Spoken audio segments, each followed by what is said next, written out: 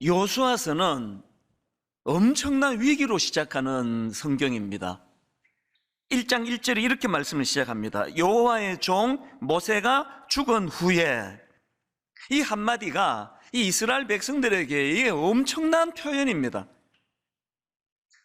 이스라엘 백성들에게 있어서 모세는 어떤 존재였냐 하면은요, 홍해를 건너 광야 40년 생활 가운데 하나님처럼 의지하고 바라보던 하나님의 대리인 아니었습니까?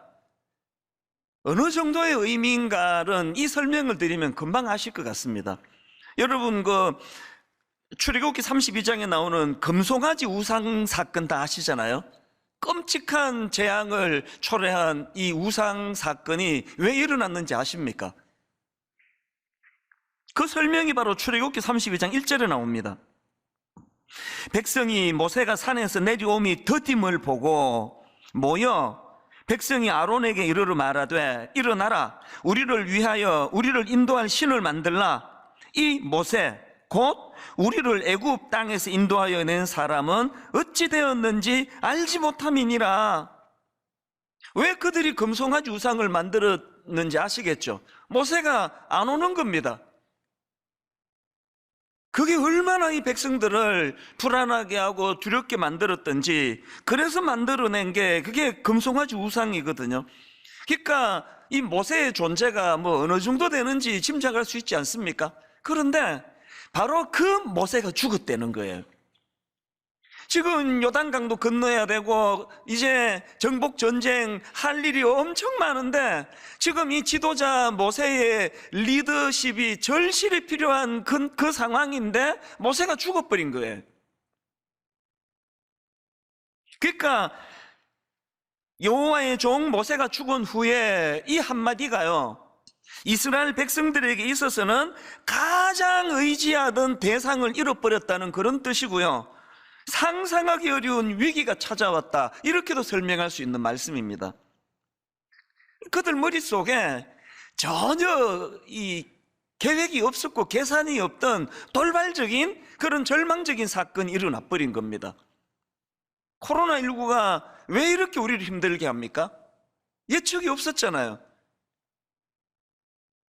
어떤 분이 이제 퇴직금 다 모으고 은행 융자 내고 오래 기간 요리 배우고 다 갖추어가지고 이제 모든 걸 다 투자해가지고 식당을 오픈하셨는데요, 이거는 실패할 수가 없는 겁니다. 오래 준비했기 때문에. 그렇게 자신만만하게 가게를 오픈하고 식당을 오픈하고 2달 만에 코로나19가 터져버렸네요. 전혀 예측하지 않았던, 자기 그 계산에 넣지 않았던 이런 돌발적인 코로나19가 일어나서 너무나 많은 지금 자영업자분들이 절망하고 있는 상황. 여러분, 이게 인생이에요. 신명기서를 제가 이제 새해가 되기 전에 신명기서를 지난 연말에 계속 읽으며 묵상을 했거든요. 그래서 이틀 전 송구영신 예배 본문도 신명기서가 아니라 여호수아서, 이틀 전에 송구영신 예배도 여호수아서를 가지고 말씀을 전했고요, 오늘도 또 여호수아서를 갖고 말씀을 전하는 이유가 여기에 있습니다. 제가 왜 묵상을 했겠나요? 이게 인생이거든요. 아무도 계산하지 못했고 아무도 예측하지 못했던, 너무나 당황스럽고 난감한 여호와의 종 모세가 죽은 후에 이렇게 시작되는 게 여호수아서고, 이렇게 우리를 힘들게 하는 게 이게 인생이거든요. 근데 제가 새해 첫 예배를 왜 바로 이 비극적인 여호와의 종 모세가 죽은 후에 이렇게 시작하는 말씀을 본문으로 잡았을까요? 왜 그러냐 하니까요, 이거 피할 수 없는 당황스러운 인생길에서 맞닥뜨리는 너무나 비극적인 현실인데, 제가 오늘 본문을 통해 강조하고 싶은 포인트는 하나 있습니다. 이렇게 모든 인생이 피할 수 없는 이런 너무나 당황스러운, 너무나 급작스러운 위기를 만날 수밖에 없는데, 그런데 호랑이에게 잡혀가도 정신만 차리면 된다고 하는 그 말이 영적으로도 마찬가지예요. 피할 길이 있다는 겁니다. 그 위기가 우리를 망하지 못하도록 피할 수 있는 대안이 있다는 겁니다. 그게 1절에 있습니다. 자, 본문 다시 한번 보십시오. 1절. 여호와의 종 모세가 죽은 후에 여호와께서 모세의 수종자 눈의 아들 요수아에게 말씀하여 이르시되,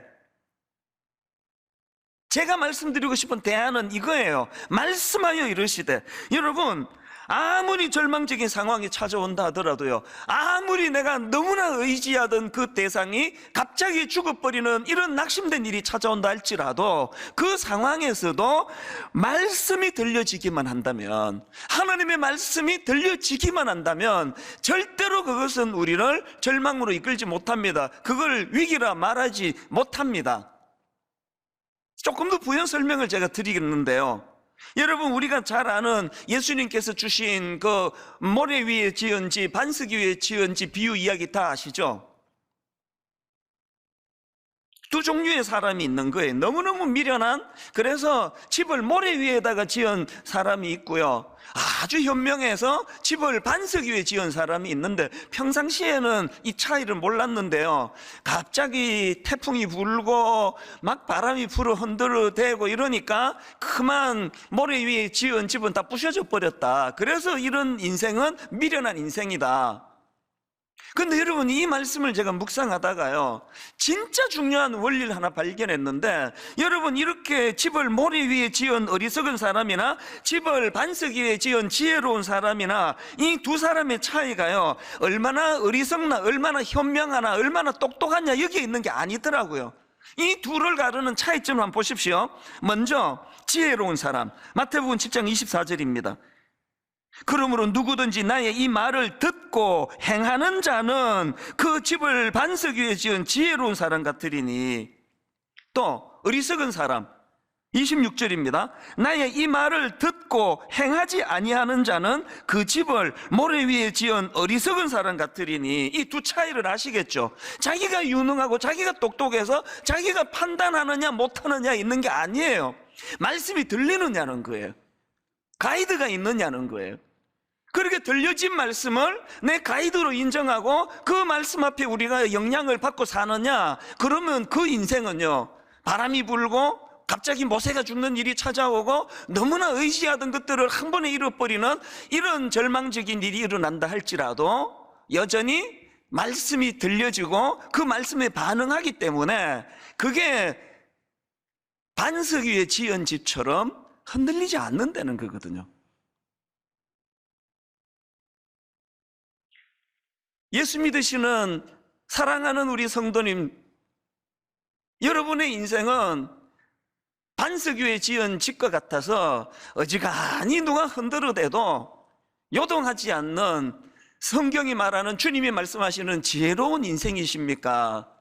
뭐 누가 조금만 건들면은 막 휘청휘청 거리면서 그렇게 혼란에 빠지는 인생이십니까? 그거는요, 그 사람이 지혜로운 거 아니에요. 그 사람이 어리석은 거 아닙니다. 가이드가 있는 거예요. 인도해 주시고 말씀해 주시고 그 말씀에 귀를 기울여 경청하고 그렇게 헤쳐나가기 때문에 모두가 다 한 번도 안 가본 길을 가는 게 인생길이지만 이런 차이가 일어나는 겁니다. 그래서 여러분, C.S. 루이스의 유명한 말 다 아시죠? 고난은 우리를 향한 하나님의 확성기다. 이 C.S. 루이스의 말이 얼마나 지혜로운 말입니까? 어떤 사람은요, 고난은 고난이지 무슨 고난이 뭐 변장하고 찾아온 축복이냐고. 어떤 분들은 고난은 변장하고 찾아온 하나님의 축복이 확신하는 사람이 있습니다. 그 어떤 분 중에 하나가 저예요. 어떤 사람, 어떤 분도 아니고 어떤 놈도 아니고 어떤 사람, 그게 저예요. 저는 확신합니다. 고난은 내 인생에 변장하고 찾아온 하나님의 축복이셨습니다. 너무너무 좋은, 뭘 하든지 저를 지지하고 응원해 주시는 너무나 고마운 성도님들도 내 인생에 잊혀지지 않을 만큼 은인들이시지만요, 집요하게 저를 괴롭히고 모함하고 가짜 뉴스 만들어 퍼뜨리고 그래서 저를 너무너무 힘들게 했던 그 모든 분들이요, 저를 이만큼 성장하게 만드는 저희 은인들이세요. 그래서 저는 마음으로 항상 되뇌입니다. 나 죽이지 못하는 고난은 다 나를 성장시킨다. 끊기지만 않으면 되거든요. 휘청휘청 거릴 때마다 새벽에 일어나서 말씀으로 인도함을 받으면, 여러분, 날 죽이지 못하는 고난은요, 날 죽이지 못하는 사람은 모두가 다 날 성장시키는 도구가 되고 재료가 된다는 거 믿으시기를 바랍니다.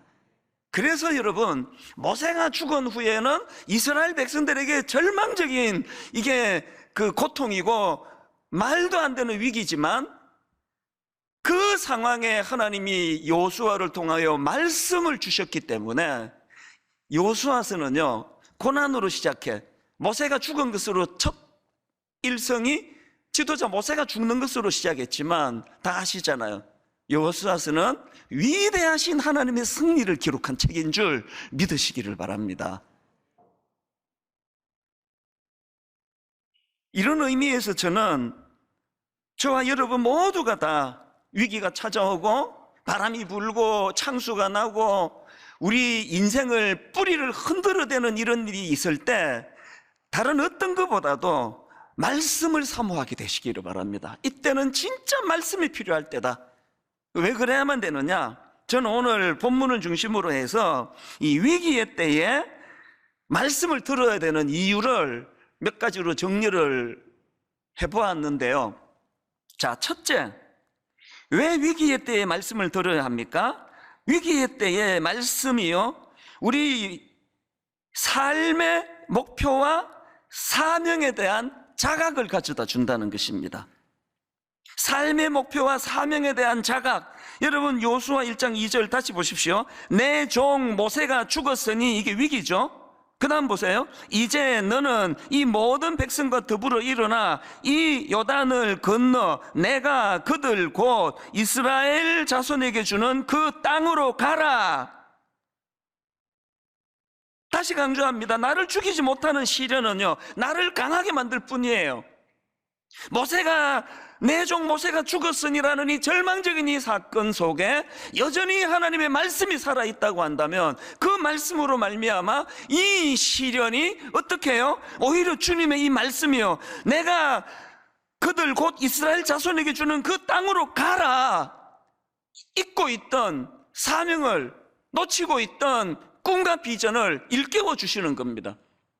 인간이 도중하차 얼마나 많이 합니까? 아브라함 우리 첫 시간에 같이 나누지 않았습니까? 목적지를 가다가 도중에 그냥 새버리는 거예요.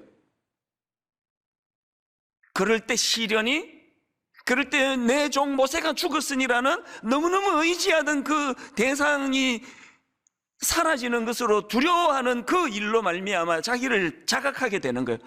내가 이러고 있으면 안 되는 걸 내가 이제 알았네. 정신 차리면서 다시 가게 되는 겁니다. 여러분, 많은 분들이 얘기하세요. 또 29 목사님들 중에 꽤 많이 그런 얘기를 해요. 분당 우리가 너무 부럽다고, 순탄하게 아무 일도 없는 것 같이 그렇게 은혜로 갔다고. 그 말씀은요, 반은 맞고 반은 틀리는 거예요. 아무 일도 없었던 것 같죠, 성도님들? 하루하루가 다 사건 사고예요. 저는 지금도요 후유증이 좀 있습니다. 저녁에 집으로 전화가 오면요 그냥 가슴이 덜컥 내려앉아요. 왠지 아시죠? 조금 어려운 거는 교구 목사님하고 전화해서 다 해결해요. 담임 목사 찾는 사건은요, 이게 이래도 안 풀리고 저래도 안 풀리니까 저 찾는 거거든요. 이게 간이 덜컹덜컹 내려앉아요. 우리 교회가 아무런 일도 없이 그냥 순풍에 돛단 듯 그렇게 온 교회가 아니에요.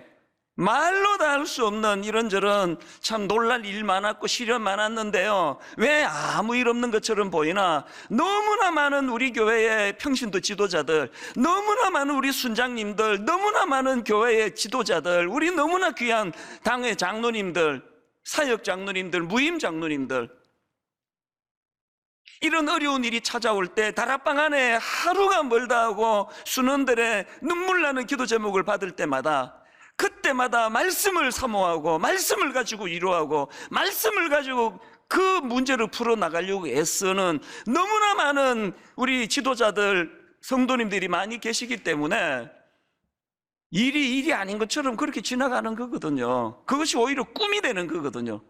여러분, 1만 성도 파송 운동을 선언하고 이번 송구 영신 예배도 고백을 했지만, 지난 12월 31일 새벽에 저는 가슴이 터지는 줄 알았습니다. 많은 분들이 걱정했거든요. 이제 본격적으로 1만 성도 파송운동 선언되고 나면 교회가 시끄러워질 거다, 이찬수 목사 어려워질 거다. 한때는요, 제가 쫓겨났다는 소문도 났습니다. 이찬수 목사 쫓겨났다고. 그런데 여러분, 지난 12월 31일 가슴이 터질 것 같은 감격이 왔던 거는, 이 어려운 일들을 하나님이 허락해 주셨는데 단 한 건의 불미스러운 혼란이 일어나지 않고, 이게 어떻게 가능하냐고. 어떻게 가능하다고요? 말씀이 살아있으면 되는 거예요. 말씀이 살아있으면 오해했다고도 풀리고, 말씀이 살아있으면 오해해서 화가 났다고도 풀리고, 지난 여름에 이찬수 목사 쫓아내야 된다고 그런 분들도 있기는 했잖아요. 그때 해 넘기기까지 안 쫓겨났잖아요. 말씀으로 쫓아낼 정도는 아니야, 그렇게 정리가 됐나 보죠. 오늘 여러분 새해 첫 예배 자꾸 부정적이고 비관적이어서 자꾸 모세가 죽은 후에 이것만 되뇌이고 계시는 분 계시다면, 진짜 주님 하시고 싶은 말씀은 마지막에 있다는 거예요.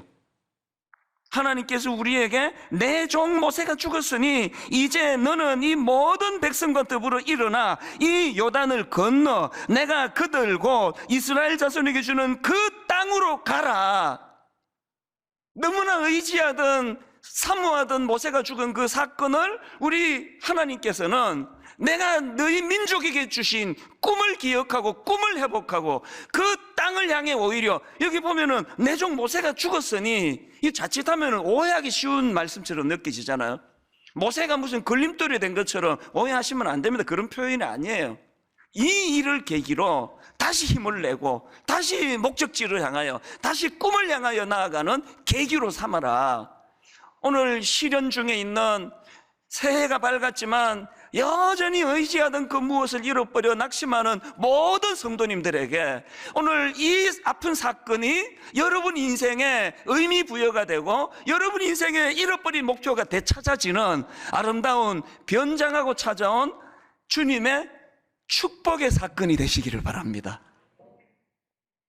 그런가 하면 두 번째로 위기의 때에 말씀을 들어야 되는 이유가 뭐냐? 목표를 향한 의욕을 회복시켜 주시기 때문이에요. 여호수아 1장 1절 2절 다시 보십시오. 여호와의 종 모세가 죽은 후에 여호와께서 모세의 수종자 눈의 아들 여호수아에게 말씀하여 이르시되, 무슨 말씀을 주시나 보세요. 2절, 내 종 모세가 죽었으니 이제 너는 이 모든 백성과 더불어 일어나 이 요단을 건너 내가 그들 곧 이스라엘 자손에게 주는 그 땅으로 가라. 그랬더니요, 여러분이 이 위기의 때에 들려주신 하나님 말씀이 여호수아에게 얼마나 놀라운 영향을 미치는지 보시겠습니까? 계속 반복되는 말씀을 한번 보십시오. 여호수아 3장 1절, 지금 요단강을 건너기 직전의 상황입니다. 여호수아 3장 1절, 또 여호수아가 아침에 일찍 일어나서, 6장에는 여리고 성과의 전투가 나오는데 6장 12절입니다. 또 여호수아가 아침에 일찍 일어나서, 7장 16절은 아이성 전투와의 과정인데요, 7장 16절, 이에 여호수아가 아침 일찍 일어나서, 8장 10절, 여호수아가 아침에 일찍 일어나 백성을 점호하고. 여러분, 하나님께서 여호와의 종 모세가 죽은 후에라는 그 절망적인 상황 앞에 하나님의 말씀이 선포되고, 그 말씀을 통하여 일어나 이 요단을 건너 내가 그들 곧 이스라엘 자손에게 주는 그 땅으로 가라라는 말씀이 선포됐을 때 의욕이 생기는 거예요. 도전하기를 원하는 겁니다. 그래서 아침에 일찍 일어나는 겁니다. 그리고 여러분, 지난 송구영신 예배 때도 살펴봤지만 3장 5절을 보십시오. 여호수아가 또 백성에게 이르되 너희는 자신을 성결하게 하라. 여호와께서 내일 너희 가운데 기이한 일들을 행하시리라. 청소년 사역할 때요, 아이들에게도 쉽게 설명하려고 이거 영어 성경으로 어떻게 되는지 아니? 여기 나오는 기이한 일은요, 영어 성경으로 보니까 amazing things예요. 놀라운 일을 주님이 계획하고 계신다. 오늘 현실은 모세가 죽은 거예요. 오늘 현실은. 그런데 오늘 이 모세가 죽은 현실에만 절망하고 무너지지 않도록 하나님은 우리에게 기대감을 주세요. 의욕을 회복시켜 주세요. 내일 놀라운 일, 내일 amazing things. 내일이 없는 인생은 그거 다 아시죠? 단테의 신곡이었던가요? 모든 지옥으로 향하는 그 사람들에게는 이 희망이 하나도 없다는 그런 요지의 글을 제가 지금도 기억을 합니다. 어떤 아픈 일을 겪고 계시는지 모르지만요, 오늘 의지하던 모세가 죽는 절망을 경험한다 할지라도 우리 주님께서는 일어나 아침에 일찍, 여호수아가 아침에 일찍 일어나. 저는 저와 여러분에게 오늘의 이 결핍된 많은 것 때문에 무너져 있는 그런 인생이 아니라 우리 주님께서 선포해 주시는 일어나 이 요단을 건너 내가 그들 곧 이스라엘 자손에게 주는 그 땅으로 가라. 아직 정복하지 못한 그 땅이지만 대통령 선거를 앞두고 기도하고 또 기도합니다. 이런 여호수아 같은, 이런 모세 같은 지도자 우리도 한번 좀 만나보자고.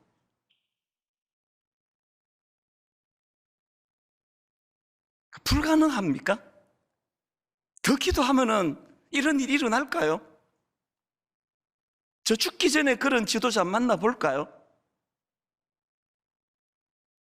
현실이 너무너무 어려운데 정말 놀라운 꿈을 심어주고, 정치는 어떻게 제가 할 수가 없으니까 정말 우리 목회만이라도 그렇게 했으면 좋겠습니다. 주일날 교회만 오면은 참 엿새 내내 모세가 죽은 그 상황 앞에 절망하고 있다가 늘 하나님 말씀 앞에 일어나라, 꿈을 가지고 목표를 향해 달려가라. 29 목사님들과 계속 그 꿈을 꿉니다. 교회가 얼마나 좋은 장소에 세워지느냐, 엄청난 사람이 몰려오느냐, 이런 것보다도 하나님 우리 29 목사님과 종이 더불어서 정말 하나님 이 꿈을 같이 꾸기를 원합니다. 사실 목회가 그렇고요, 인생이 다 그렇습니다. 이 싸움이에요. 끊임없이 의욕을 꺾어버리려는 악한 사단의 세력과 그 꺾이지 않는 의욕을 가지고 아침에 일찍 일어나, 제가 몇 주 전에 제가 간증했지만요, 사실 올 2학기 때 번아웃이 왔지 않습니까? 제가 상담한 그 선생님 말씀을 들어보니까요, 번아웃도 일종의 이게 우울증이래요. 그게 참 그럴듯하다 싶은 게요, 내 생애에 새벽이 즐겁지 않은 적은 이번 2학기가 처음이거든요. 눈 떴는데 일어나고 싶지도 않고 책상에 앉아 있는데도 아무 의미가 없어요. 기도도 안 되죠, 말씀도 안 읽히죠. 차라리 이러니 그냥 잠이나 자지, 그렇게 생각될 때가 하루 이틀이 아니었습니다. 그런데 여러분, 제가 왜 빨리 이렇게 극복하는지 아십니까? 이런 간증을 하면 이번 주 내내 후유증이 좀 있어요. 우리 누나한테 전화 오고 아는 분한테 전화 오고 그렇게 힘들었다면서 그러는데요, 저는요 극복된 것만 간증합니다. 왜 이렇게 빨리 극복한지 아십니까? 방치 안 했습니다. 싸웠습니다. 새벽에 일어나기 싫을 때 이를 악물고 일어났고요, 새벽에 앉아가지고 무의미하게 시간을 보내는 그 며칠 동안에도 계속 하나님의 말씀을 사모하는 거예요. 금방 회복이 되던데요. 개척 초기에 또 이명이 왔어요. 이명. 하여튼 우리 29 목사님들한테 요새 제가 계속 협박 많이 합니다. 이제 개척해봐라, 겪을 거 다 겪는다. 저도요 기절도 해봤고요, 새벽기도 시간에 수면이 얼마나 부족했는지 막 설교를 하는데 기억나요. 지금 그때가 내가 지금 뭔 소리 하고 있지, 지금 이 몽롱해가지고. 그 과정들을 다 겪으면서 이기까지 온 거 아닙니까? 그런데 여러분, 그 모든 어려운 과정을 이기게 한 건 저의 새벽이에요. 이 새벽에 주님의 말씀에 귀를 기울이고 말씀을 사모하고 말씀이 치유하고 말씀을 회복시켜주고 하니까 이명 그거 평생 간다고 또 그러던데요. 금방 나았습니다. 는 아니고 조금 시간이 걸리긴 했어요. 유럽 코스타에 강사로 갔는데 그 쟁쟁한 강사님들 다 오셔가지고 이제 식당에 아침을 먹는데요, 와 이런 소리가 귀에서 들려서 상대방 말이 안 들리는 거예요. 이거 참 고역이더라고요. 지금 못 알아듣는데 알아듣는 척 하면서 있는 거. 아니, 미국에서 영어 때문에 그렇게 알아듣는 척 많이 하면서 못 알아듣는 걸 보냈는데 그 고비도 여러분 말씀으로 다 치유가 됐습니다. 오늘 저와 여러분 모두가 다 오늘 우리 인생에서 가장 무서운 형벌은요, 의욕이 꺾이는 거예요. 아침에 일어나도 신나지 않는 게 이게 진짜 힘들더라고요. 오늘 여러분 모세가 죽은 것 같은 낙심되고 절망적인 이 상황에 빠져 있다 할 때 여러분 말씀을 사모하시기 바랍니다. 이 말씀이 여러분의 의욕을 되찾아줄 줄로 믿습니다. 요수아처럼 아침에 일찍 일어나서 의욕을 가지고 달려가는 믿음의 성도님들 되시기를 바랍니다. 마지막 세 번째로요, 위기의 때에 왜 하나님 말씀을 들어야 합니까? 이 위기의 때에 듣는 하나님의 말씀은요, 이 함께의 정신을 회복시켜 주시기 때문이에요. 자, 오늘 본문 2절을 다시 한번 보십시오. 내 종 모세가 죽었으니 이제 너는, 여기 일어나가 나오죠. 근데 어떻게 일어납니까? 혼자 일어나는 게 아닙니다. 내 종 모세가 죽었으니 이제 너는 이 모든 백성과 더불어 일어나 이 요단을 건너 내가 그들 곧 이스라엘 자손에게 주는 그 땅으로 가라. 하나님은요, 요수아가 일어나기를 원하세요. 요수아가 일어나기를 원하는데 홀로 일어나는 거 원하지 않으세요. 함께 일어나라는 거예요. 백성들과 함께 일어나라는 겁니다. 여러분, 구약의 엘리야 선지자 아시죠? 대단한 종 아닙니까? 갈멜산에서 무려 바알과 아세라 우상을 섬기는 선지자 850명을 상대로 승리한 인생이에요. 그때도 홀로 싸운 거 아닙니까? 그랬는데 여러분, 이 엘리야에게 위기가 찾아온 거 아닙니까? 요즘으로 치니까 그게 그 우울증 같은 거예요. 그래서 도망가고 광야로 그렇게 영적 침체를 만나 숨어 들어가는데 하나님께서 엘리야야, 너가 어찌하여 여기 있느냐? 그렇게 물으시니까 열왕기상 19장 10절에서 이렇게 답합니다. 오직 나만 남았거늘 그들이 내 생명을 찾아 빼앗으려 하나이다. 우리 중에 이런 증상을 갖고 계신 분 계세요? 텅 빈 들판에 혼자 서 있는 것 같은 느낌. 지난 가을에 제가 겪었던 게 그거거든요. 지난 가을만이 아니에요. 이 수많은 성도님들을 섬기는 담임 목사인데도 불구하고 자주 저는 텅 빈 들판에 혼자 서 있는 것 같아요. 그게 정상이 아니에요. 지금 엘리야가 나만 남았거늘, 오직 나만 남았거늘 그랬더니 하나님의 말씀을 주세요. 무슨 말씀을 주시느냐? 18절입니다. 하나님 말씀하십니다. 그러나 내가 이스라엘 가운데에 7,000명을 남기리니 다 바알에게 무릎 꿇지 않고 다 바알에게 입맞추지 아니한 자니라. 여러분, 이런 나만 홀로 남았거늘 정상에 빠져 계시다면 말씀을 사모하세요. 이를 악물고 말씀을 사모하세요. 그래서 남겨진 7,000명이 있다는 말씀을 반드시 하나님께 들어야 돼요. 요즘에 우리 29 예비 담임 목사님들이 장소 때문에 고생을 하거든요. 이 교회가 한다니까 안 빌려준다니까. 여러분, 진짜 부탁하는데요, 그 대안학교나 뭐 무슨 고등학교나 중학교나 있으면은 진짜 좀 추천해 주세요. 저는 우리 목사님들과 그 얘기 계속 합니다.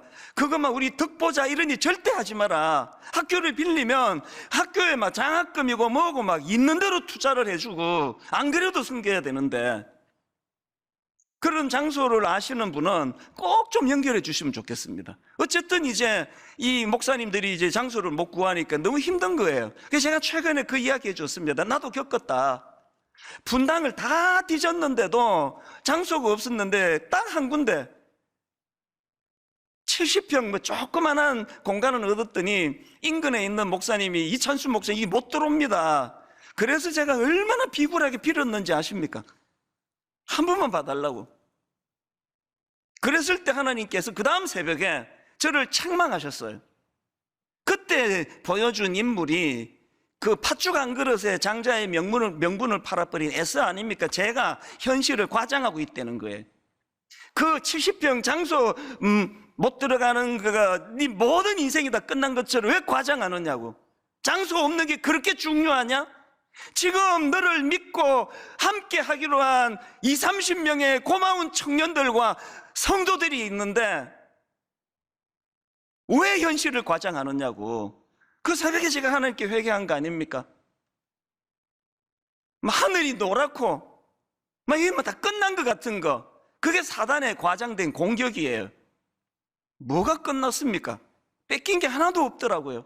저를 믿어주시는 그 고마운, 그 당시에 주옥 같은 옥하는 목사님을 내려놓고 사랑의 교회를 떠나 이 어설픈 저를 믿고 찾아와 주신 분이 20, 30명이나 되는데, 그래서 제가 하나님 앞에, 아버지, 예배당 장소가 없으면 우리 집에서라도 드리겠습니다. 그리고는 그 목사님한테 어제의 비굴함을 넘고 너무나 당당하게, 목사님 깨끗하게 포기하고 양보하겠습니다. 1,몇백만 원 손해봤잖아요. 계약금, 그리고 땅도 못 밟아봤는데 꼬박꼬박 월 그 관리비 다 내면서. 그러나 저는 그 사건이 분당 우리 교회를 세워가는 내내 1,몇백만 원과는 비교가 안 되는 어마어마한 그런 은혜의 기간이었다고 저는 믿습니다. 뭐가 힘드세요? 나와 함께하는 동역자가 아무도 없는 것 같습니까? 그거 옳지 않습니다. 남겨지 7,000명이 있습니다. 이제 29교회로 흩어지는 게 그렇게 슬프세요? 인간적으로 이해는 돼요. 그러나 슬퍼하지 마세요. 우리가 흩어지는 게 결별이 아니에요. 디아스포라예요. 그 지역에서 그리스도의 향기를 드러내는 너무나 아름다운 7,000명으로 계속 세워져 나갈 줄로 믿으시기를 바랍니다. 언제 이것이 확신이 되느냐? 말씀이 임할 때예요. 말씀이. 이 일은 결단코 우리 인생의 손해가 아니다.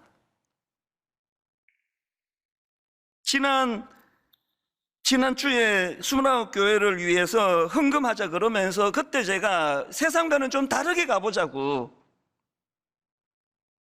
여러분 헌금 안 하셔도요, 당연히 우리 드림센터 계획이 되어 있습니다. 담보로 해서 대략 지금 추정컨대 한 300억 정도가 필요한 것 같아요. 29교회가 이제 세팅이 되는데. 그러나 우리 성도님께 제가 헌금을 요청하면서 세상과 좀 다르게 가보자. 29교회가 우리 교회랑 가까운 지역의 사람들은 성도 엄청 따라가고, 이제 저 강북의 먼 지역의 분들은 이제 얼마 못 따라가니까 부익부 빈익빈 어떤 교회는 헌금이 남아 돌고, 어떤 교회는 인테리어 할 돈도 없고. 그래서 되겠느냐? 그래서 우리 한 통장으로 가자 그랬잖아요. 그래서 4월 1일까지 좀 계속 그렇게는 안 갑니다. 모두가 다 한 통장으로 헌금을 해서 부자 교회도 없고 가난한 교회도 없고 똑같이 필요에 따라, 지난주 제가 29 목사님께 말했습니다. 하나님 앞에서 기도하면서 청구하면 심사도 없고 검사도 없다. 그리고 마음이 불안하면 더 넉넉하게 청구해라. 원하는 모든 대로 하나님께서 줄 거라고 나는 믿는다. 주실 거라고. 그렇게 하고 통장을 홈페이지에 올려드렸더니요, 제가 한 주 내내 받은 충격이 뭔지 아십니까? 분당 우리 성도님들도 헌금 많이 해주시고 있는데요, 우리 교회도 아닌 분들이 깜짝 놀랐던 게, 미국에 계시는 권사님이 새벽에 연락이 오셨어요. 제가 아는 분. 더 자세히는 얘기를 못해요. 금방 알 것 같아서. 미국에서도 헌금하겠다 그러시고, 지방에서도. 지난주에 택배가 하나 왔습니다. 엄청 무거워요. 우리 직원이 되게 무거워했습니다. 딱 열어봤더니요, 동전이 이만큼 들어있는 거예요. 이게 뭐냐 보니까요, 광주 광역시에 계신 어떤 성도님이요, 수년 동안 모아오던 동전을 그렇게 하고 이제 또 지폐와 함께 그렇게 헌금을 보내주시고, 저한테 이렇게 쪽지처럼 몇 자를 손글씨로 쓰셨더라고요. 29교회 새로운 씨앗으로 사용해 주십시오. 그러면서 제가 울컥하는 한 대목이 그 다음에 이거예요. 분당 우리 교회 4대 비전을 위해 함께 기도합니다. 경기도 분당에 있는 한 교회가 일만서도 파송 운동하고 지금 4대 비전을 품고 있는데, 여러분 광주 광역시에 있는 그 남쪽에 있는 성도님이 그 정성껏 모은 동전 또 헌금 다 보내주시면서 기도하고 있다고 하는 이게 함께의 정신 아닙니까? 여러분, 제가요 너무 마음에 두려움이 생겨서 내가 한 번 더 공적으로 이야기합니다. 그렇게 헌금해 주신 거 1차적으로 29교회가 세워지는 밑거름으로 쓰여질 거고요, 그리고 그분들이 그거 다 회수할 겁니다. 다 헌금 주시면 그 돈은 단 한 푼도 분당 우리 교회나 29교회 쓰지 않습니다. 그렇게 다시 회수된 그 헌금은 이제 또다시 한번 한국교회를 위하여 한 300억이 될지 200억이 될지 모르지만 꿈을 꾸게 되는 겁니다. 저는 이게 교회인 줄로 믿습니다. 좀 다르게 살아보자. 우리가 좀 다른 길로 안 걸어가 보자. 그리고 그 일을 우리는 할 수 있는 실력이 안 되니 말씀하여 주시기를 원합니다. 결론을 이렇게 맺기를 원합니다. 여러분, 새해에는요 그리스도 중심의 성경 읽기 진짜 부탁합니다. 내년에 우리 다락방도 못해요. 지금 순장님, 상당한 순장님들이 29교회로 가시기로 결정했기 때문에 내년에 우리 구역 모임 소그룹 못합니다. 뭐 다른 것 내년에 할 수 있는 게 없습니다. 그러나 지금이 절호의 기회예요. 이제 이것도 못하고 저것도 못하기 때문에 선포합니다. 오늘부터 전 교회적으로 그리스도 중심의 성경 읽기에 교회의 모든 걸 걸고 달려가기를 원하고 선포합니다. 홈페이지 오시면 다 제공하고 있습니다. 여러분, 권별 성경 해설을 저도 미국에서 보내준 걸 봤는데요, 웨스트민스터 신학교 미국 교수님들, 전문가 중에 전문가, 이분들이 권별 성경 안내를 매주마다 영상을 제공해 주실 거고요. 그런가 하면은 월요일, 목요일마다 읽다가 진도를 놓치시는 분, 창세기는 지금 34번째 읽으시는데 출애굽기까지 진도를 안 나가시는 분이 이게 작심삼일 읽다가 놓치면 그냥 끝이다, 이거를 막아드리겠어요.